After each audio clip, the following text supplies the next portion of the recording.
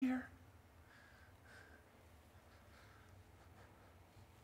Yeah. And it'd be great live. It's one of those songs where it's like you write it for live use. Stand on the rooftop screaming your heart out. Like, angsty teenager in their car. oh, yeah.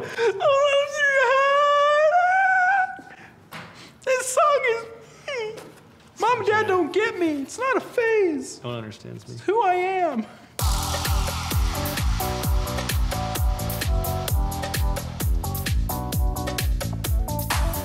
I would say the weirdest state law in Rhode Island is you can't ride your horse backward through the square on a Sunday. And the correct answer is... Whoa, that actually, maybe I read that sometime and that was in my head because it's about horses. Did you cheat on this? I don't know. It's illegal to race horses on the highway. Okay. All right. I'm wondering at what point in time did they have highways and horses that were both riding somewhere? Wyoming. Wyoming. Neighbors to okay. the west. Forever west. Now, you would have thought the horse was about Wyoming, probably. Probably.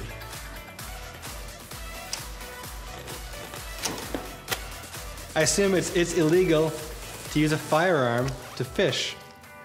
Well, Only if you don't get caught. only if you, yeah. Arkansas. Arkansas. So the weirdest state law in Arkansas. That's illegal to pronounce it. Arkansas. That's what I was thinking.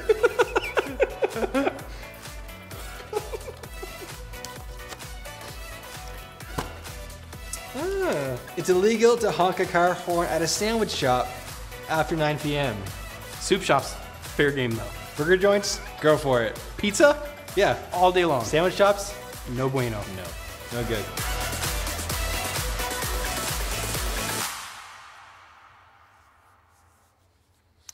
Well, welcome to the second half, the second part. Don't worry if you missed the first part, I'll catch you up. To a series where we're looking at rules. Now, I know at first glance, that conversation sounds miserable. But stay with me on this. We're talking about rules because they matter. You probably grew up around rules. You probably grew up, maybe your home is like our home, where you have rules in your home. In our home, there's a bedtime for the kids.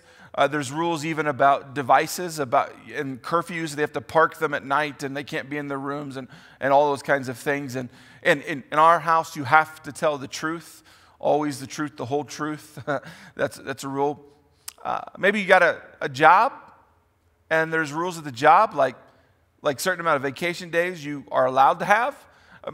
Maybe you go to school where, okay, there's rules in school, whether you like them or not, of what time class starts, and you have to be at that class at that time, and there's even assignments that are due at certain times, and it's just a rule that you have to do what the teacher says. Regarding those, can we admit now that we're surrounded by them? We're surrounded by rules. Everywhere we go, there's typically a rule. Someone has something to say about what you and I can and cannot do. Here's why. We have rules because we have choices. And whether you like it or not, everyone doesn't make choices like you make them. Now, that may be good for you, but maybe you're like, I wish everyone would just make the right choice, right? That's normal thinking. Like if we could just make good choices all the time, but you and I, we don't. We have rules because we have choices. It's the beauty of life that you and I get to walk around, and in fact, especially when you leave home, that independent time frame where you're like, wow, finally. But rules play a huge part in helping us stay on the road.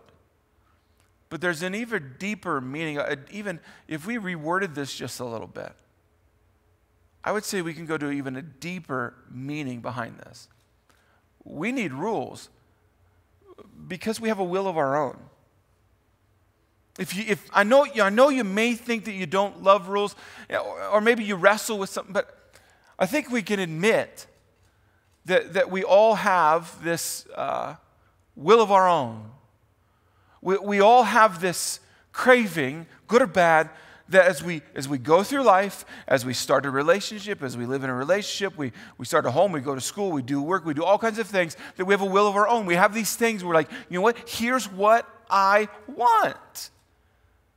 And because we have a will of our own, We have to have rules that will help us not let our will take over and, frankly, lead to some major breakdowns. Did you know that this is not new news to God?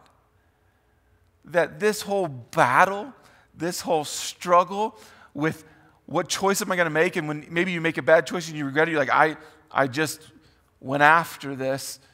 Do you know that in the Bible, God addressed this and went after this? You'll recognize it. When Jesus said how to pray, I find it so fascinating that not in the middle, not at the end, but at the beginning, he's like, all right, you want to know how to pray, how to speak to the Almighty God, how to prioritize what you think is most important, what's most critical. The beginning, may your kingdom come soon. May your will, he uses the word will, may your will, it's where we're praying, God, may your will be done on earth as it is in heaven. You and I have a tendency to have, maybe it's just a moment, I would say for me it's a little bit more than normal, where our will is not the same will as God. Yet God said, here's how I'd like you to pray. In fact, if you look at the breakdowns in your life, could we admit that the breakdowns in our lives is when we chased our will, our craving, and it was a bit of a selfish craving? I'm learning this in real time, by the way, about these cravings and controlling my will. So I told you recently that I'm trying to be a little healthier, eat a little healthier, do healthier things.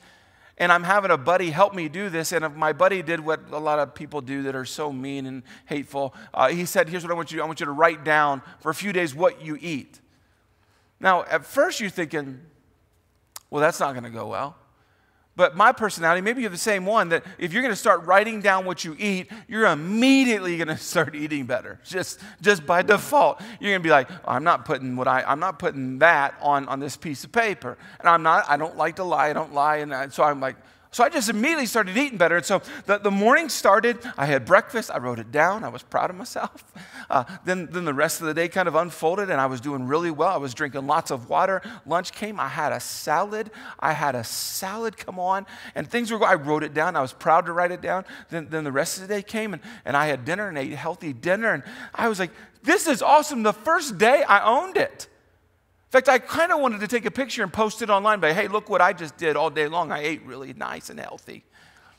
And then at 9:30 that night, I don't know what you're doing at 9:30, I got a text of another friend who was at my front door. He's like, I want you to come down. Okay. At first, I'm like, I hope everything's okay.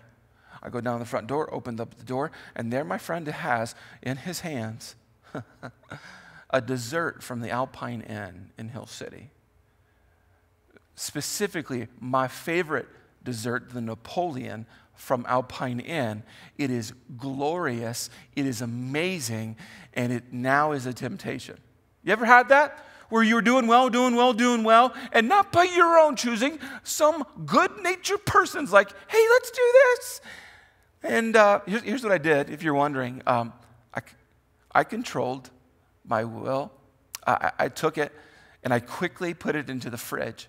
I didn't throw it away, but I put it in the fridge like, no, I have been so awesome. The next day came, woke up, had breakfast, making great choices, was thinking about the Napoleon dessert in my fridge, then was doing good, drinking lots of water. Lunch happened, did really well. Things were great. I got home, sat on the couch, started watching football, and I could hear the Napoleon dessert calling my name from the fridge.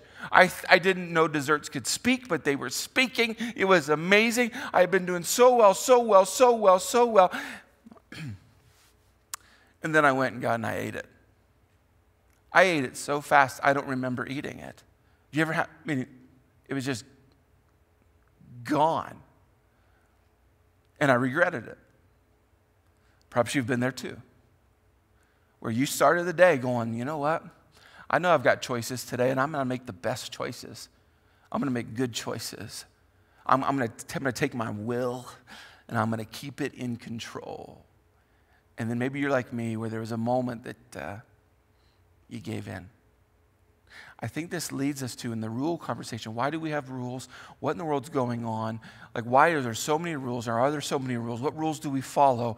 I think the bigger question is, how do we control our will? A lot of times we draft bad rules. I mean, we've talked about it even in this series. There's laws that are out of date and stupid and not right. But then there's good rules and systems. And if you and I controlled our will all the time, listen, we'd no longer need rules. But you and I don't control our will all the time. It's why Jesus himself said, you don't control your will. You're going to actually have to pray this on a daily basis. God, would you do your will? And it's got you and I messed up. How do we control our will? Well, I can tell you more of what Jesus taught, because Jesus went after this because it was such a big issue. Let me read something to you. It might be familiar to you. Teacher, which is the most important commandment in the law of Moses? Like all of these laws. Jesus replied, you must love the Lord your God with all your heart, all your soul, all your mind. This is the first and greatest commandment, a rule. And second is equally important. Love your neighbor as yourself. The entire law and all the demands of the prophets are based on these two commandments, these two rules. If you want to get after how to actually take your will and actually restrict it to where it doesn't jump off the cliff, if you actually want to have a will that's in control, then you lean into what Jesus just said. You love God and you love others. But that immediately breaks down.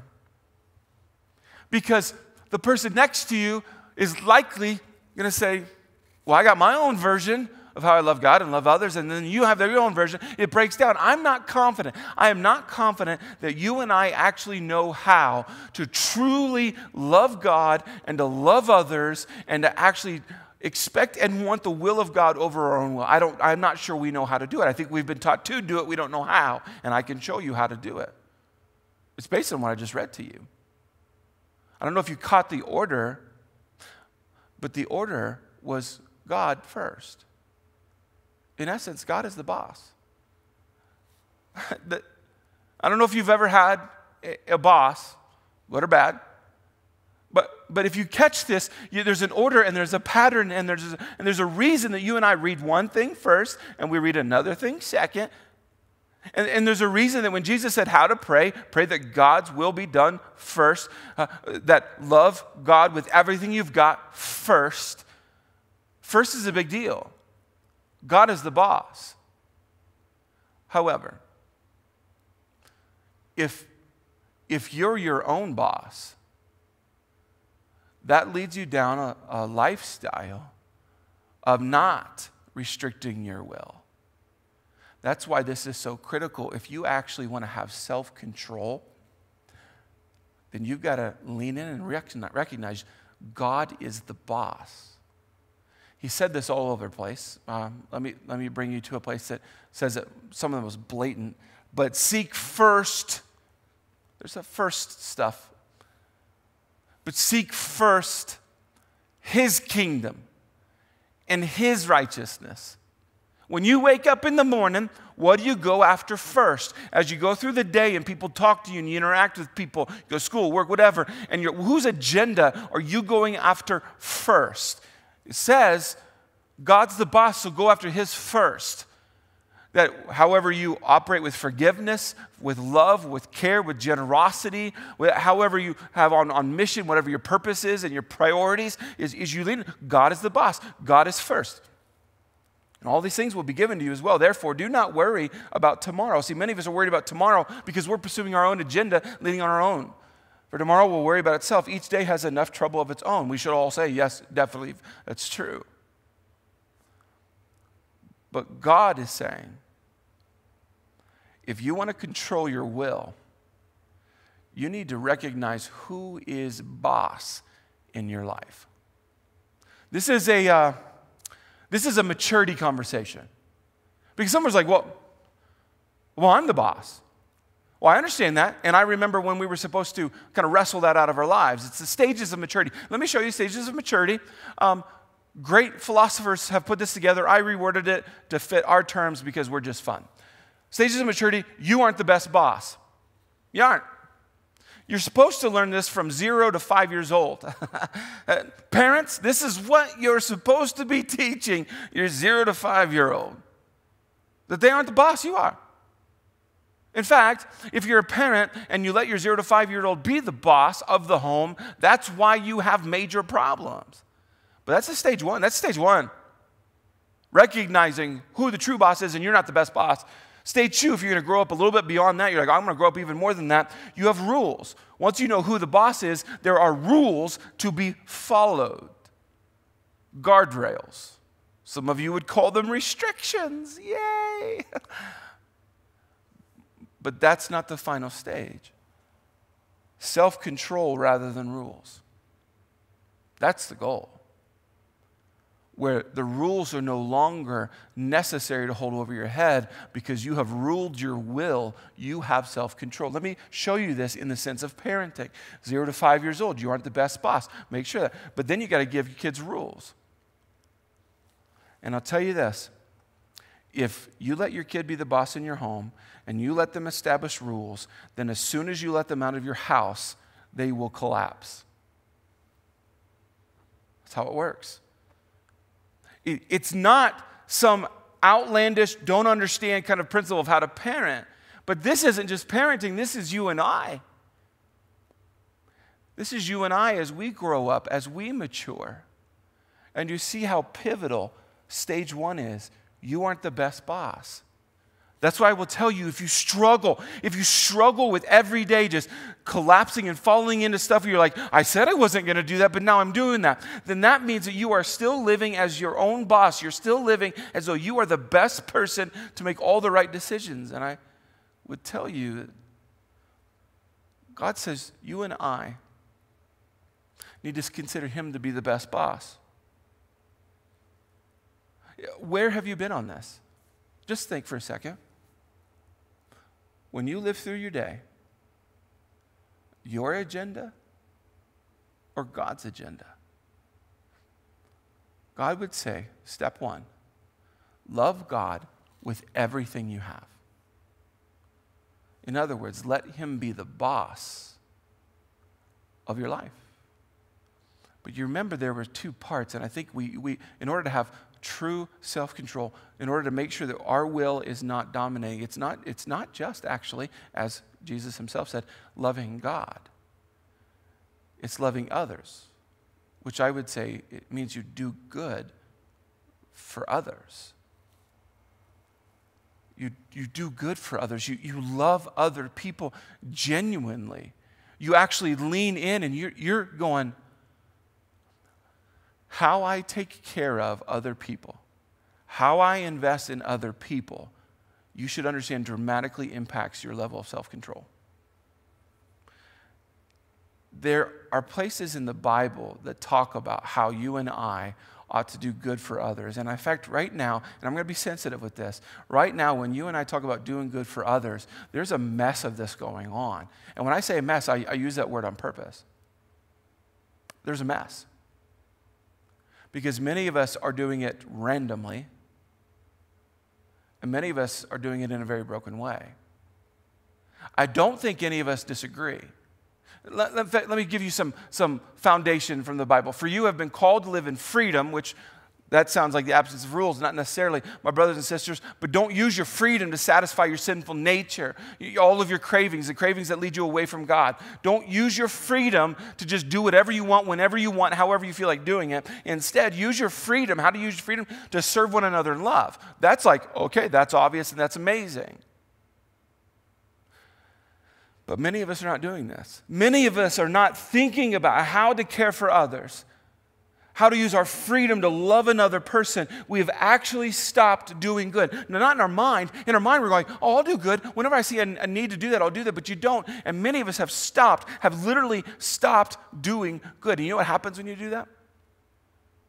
Doing good anytime becomes far difficult. Have you ever broken a bone? I have. I remember freshman year in high school, I was playing soccer, and the ball bounced weird. I was playing goalie, ball bounced weird, and my thumb was sticking out just enough that the ball hit my thumb. I thought it was jammed, so the rest of practice I just kept pulling on it. It was broken, and I was making it far worse. And eventually I had to have a cast on it. Maybe you've had a cast. So I asked, have you ever broken a bone where you've had a cast, and that cast is on there for however long, how many weeks or months, whatever. But here's what I'm trying to get at. When you did go back to the doctor, and the doctor said, we're going to take your cast off today, they take your cast off, maybe your experience was like mine.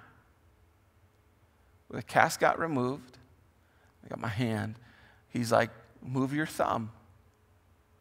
So I start to move my thumb, but I don't move my thumb. My thumb won't move. I'm staring at it. Move thumb, and it won't. I haven't moved my thumb for weeks now. It won't move. Finally, after a while, after trying to okay, you're gonna move, and after starting to move around a little bit, I was able to move my thumb a little bit more, little bit more.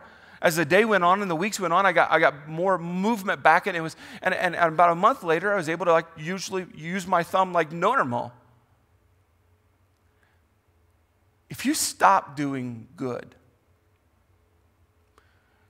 you will create an issue in your soul where your soul is hardened,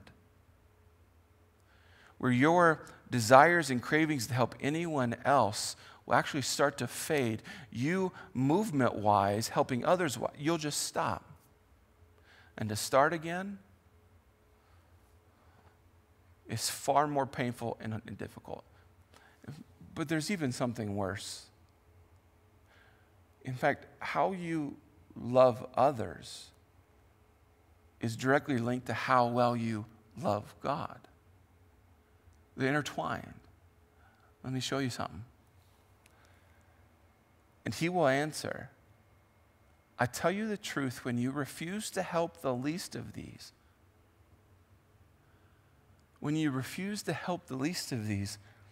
my brothers and sisters, you were refusing to help me. Do you see that when Jesus said, if you want to rule your will, if you want to put your will in this system where it's not out of control, if you want to do that, love God, love others, and they are meshed together.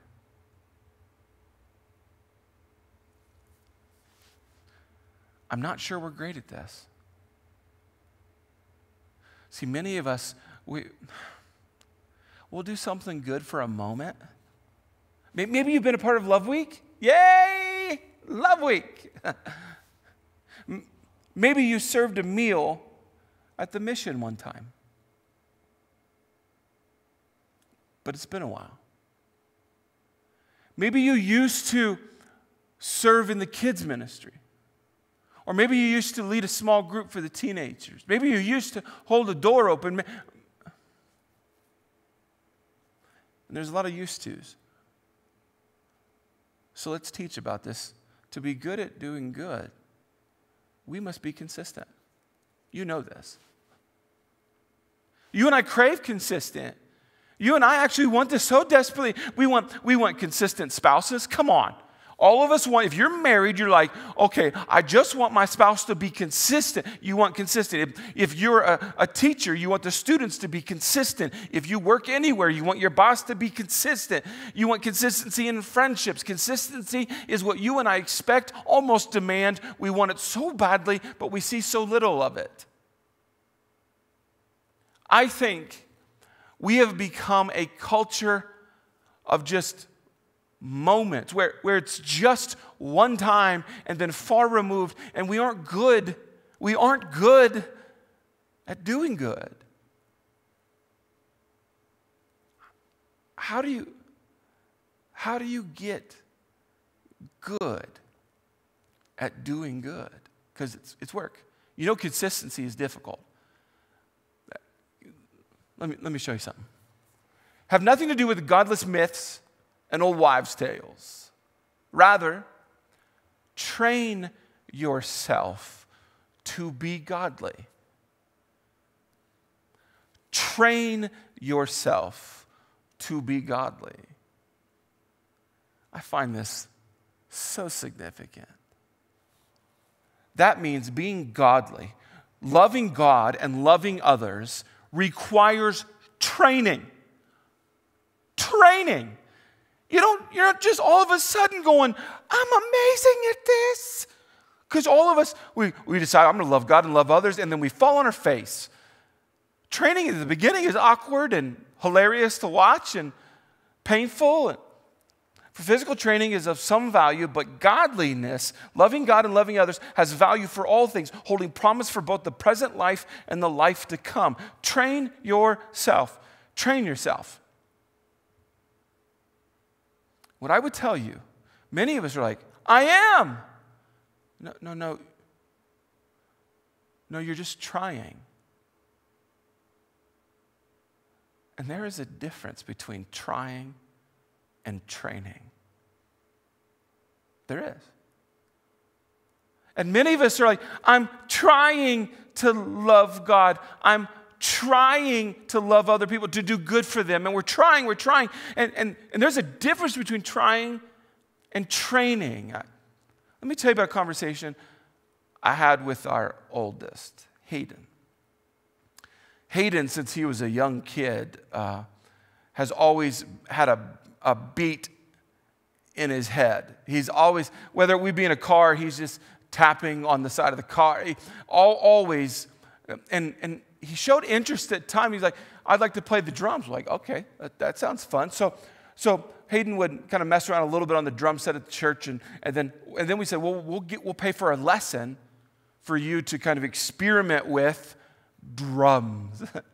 And so he went to, I think, a couple of lessons actually. And then really began to love it, really began to really enjoy it. And he asked, and you know what he asked for? His own drum set. And that is when we had a conversation. You see, that's when we talked to Hayden about, are you just going to try at this, or are you going to train at this? Because if you're just going to try, you're going to give up, and then mom and dad are going to have this investment into this drum set, and it's going to gather dust, and it's going to have no value. It's just going to sit in our house, and then one day we're going to throw it up on Craigslist and sell it for far less than what we paid for, and we're all out, and you might even feel like a failure because you went after it, then you didn't. Are you just going to try, or are you going to train? Because training is going to require lessons over and over every week, and you're going to have to actually work at this and study at this. There's a difference. And many of us right now are just trying with God and with others. We're not training. Here's a good way I think this example is that trying has an exit door. Training has a finish line. Trying says, you know what, maybe I'm into this, maybe I'm not. Has an exit door. It's why you should never, hey, I'm going to try marriage. Come on, don't. Don't start marriage off with some sort of an exit strategy. Training has a finish line, a goal, an agenda, an objective. And that's what we begin to have conversations with, yes, our young kid. What are you training for? If we're going to do this drum thing, invest in this drum kit, you're going to have this. How are you going to train? What's this going to look like? And we committed to him. He said, yeah, I want to train. So we committed. We bought a drum set.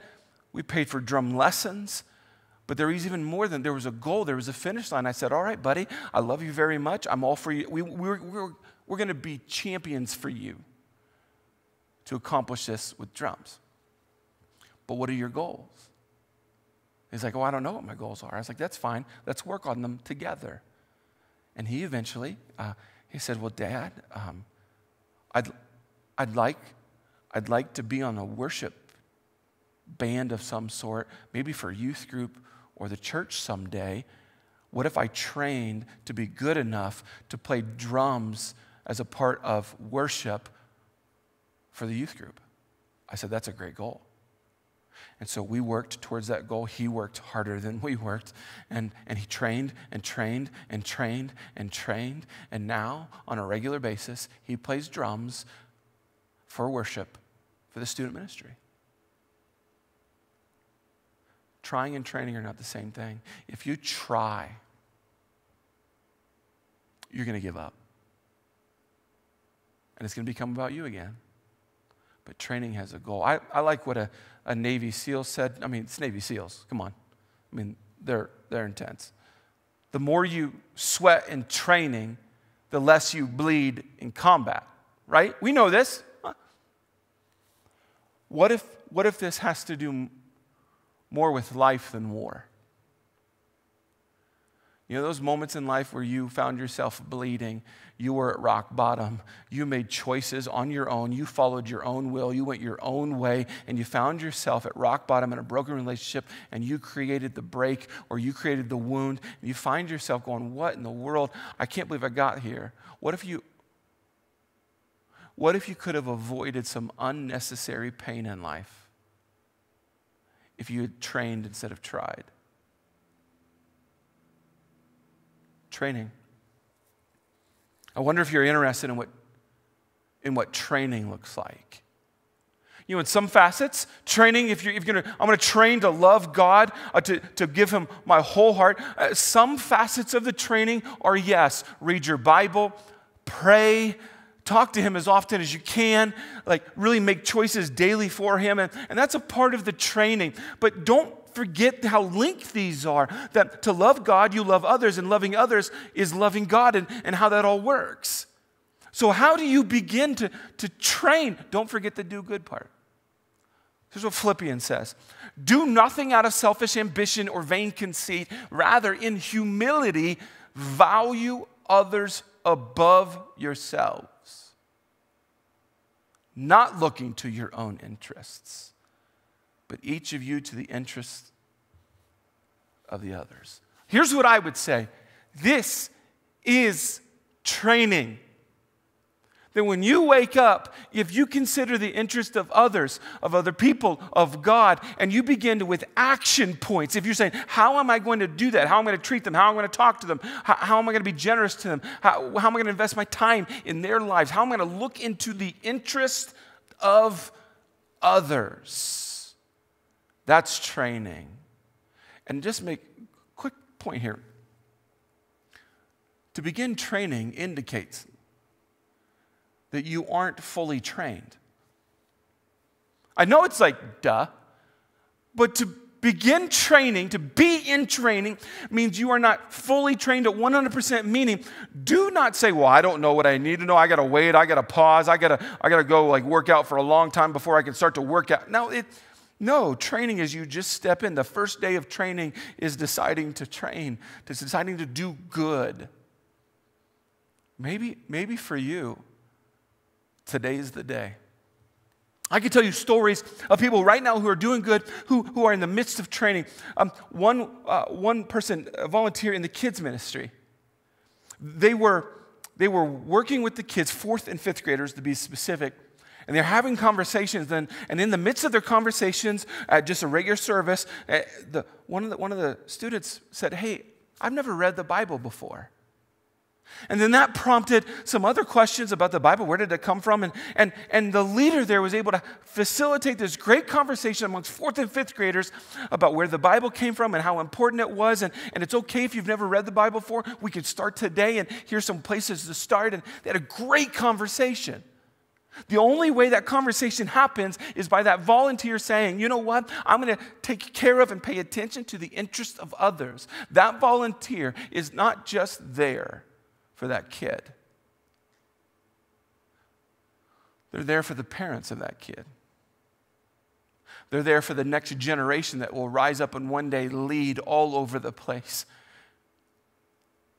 It's powerful when you just think of if you just serve in the kids ministry like once a month for a couple hours, paying attention to the interest of others so they could know who Jesus is. Incredible. You're like, well, I don't know how to explain to someone about the Bible and where it came from. I understand that. That's why the kids ministry is a great training ground, because maybe you don't know. Maybe you're like one of the mothers recently who put their kid in the kids ministry.